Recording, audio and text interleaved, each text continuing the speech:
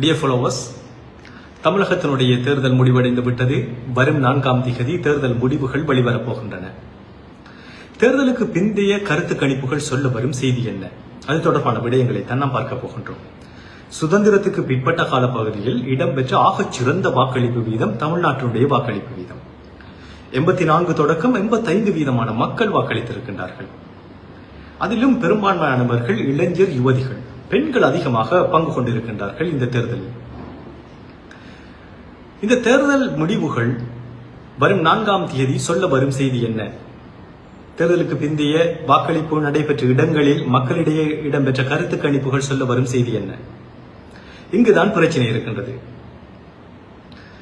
இந்த வாக்களிப்பு வீதம் தொடர்பாக தேர்தல் ஆணையகத்தினுடைய SIR விடயங்கள் பரவலாக பேசப்பட்டுக் கொண்டிருந்தாலும் ஆகச் சிறந்த வாக்களிப்பு வீதத்தை யாரும் மறுப்பதற்கில்லை.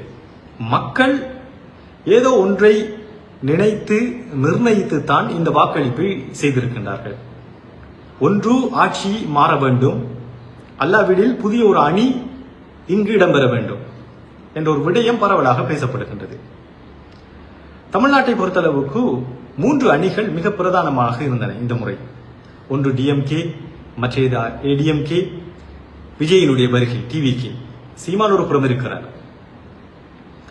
இங்கு தேர்தலுக்கு பிந்தைய கருத்து கணிப்புகள் சொல்ல வரும் செய்தி ஒன்றுதான். ஒன்று தனித்து ஆட்சி அமைக்கும் ஏதோ ஒரு அணி, அதாவது விஜயினுடைய அணிக்கு வாய்ப்புகள் அதிகமாக இருக்கின்றன ஒரு விடயம் பரவலாக சமூக ஊடகங்களில் பேசப்படுகின்றன.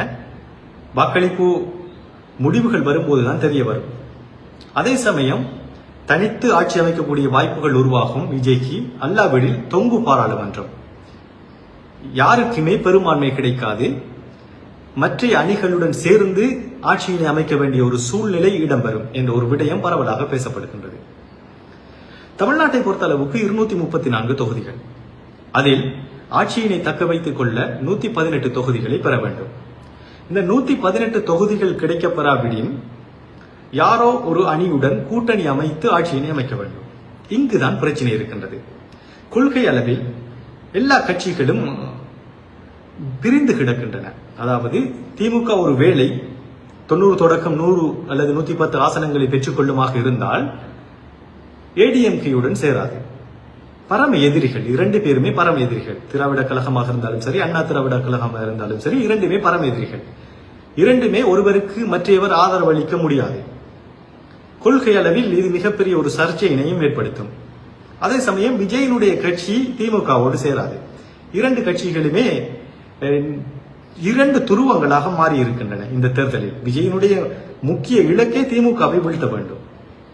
அவருடைய பிரச்சாரங்களில் பார்த்தாலே தெரிய வந்துவிடும். அதே சமயம் விஜயை பொறுத்தளவுக்கு பிஜேபியுடன் சேர்வது மிகப்பெரிய ஒரு விவாதத்தை உருவாக்கும். தமிழகத்தில் எவ்வகையான ஆட்சி இடம்பெறப் போகின்றது? சீமானை பொறுத்தளவுக்கு ஒரு புறம் இருக்கின்றார். அவருக்கு எவ்வகையான ஆசனங்கள் கிடைக்கப் போகின்றன என்று பார்க்க வேண்டும். அப்போதுதான் சீமானுக்கு டிமாண்ட் பண்ணக்கூடிய ஒரு கட்டம் இருக்கும். பொறுத்திருந்து பார்ப்போம் நண்பர்களே. வரும் மே 4ஆம் தேதி தமிழகத்தினுடைய ஆட்சியில் புதிய ஒரு அணி, 2 பாரம்பரிய கட்சிகள் 75 ஆண்டுகள் ஆண்டு கொண்டிருக்கின்றன தமிழகத்தை. 2 கட்சிகளையும் புறக்கணித்து மக்களுடைய தீர்ப்பு புதிய அணிக்கு மாறுமா, அல்லாவிடில் பழைய அணிகளே ஆட்சியினை கைப்பற்ற போகின்றதவா பெரும்பான்மையுடன்?